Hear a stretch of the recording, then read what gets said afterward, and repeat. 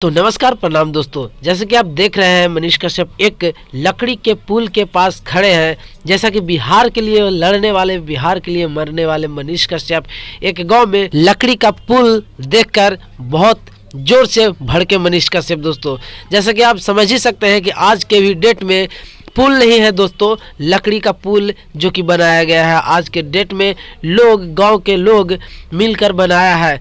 इसी वजह से मनीष कश्यप देख बहुत भड़कते हैं और पूछे गए सवाल पे मनीष कश्यप जवाब देते हैं कि ये काम तो सरकार को सोचनी चाहिए और सरकार से बात करनी चाहिए। पटना में जितने बैठे मंत्री, जितने भी नेता हैं, उनसे बात करना चाहिए कि आज के डेट में भी यह लकड़ी का पुल क्यों। तो इसलिए बहुत ज़ोरदार भड़के मनीष कश्यप। दोस्तों आप सबको पता होगा कि 9 महीना जेल रहने के बाद मनीष कश्यप बिना मां से मिले जाते हैं, पहले दशरथ मांझी जी से मिलते हैं और पूरे गांव की भ्रमण करते हैं कि क्या गांव में चल रहा है। और अभी भी दोस्तों गरज कर ये बंदा कहते हैं कि बिहार के लिए लड़ूंगा और बिहार के लिए ही मरूंगा।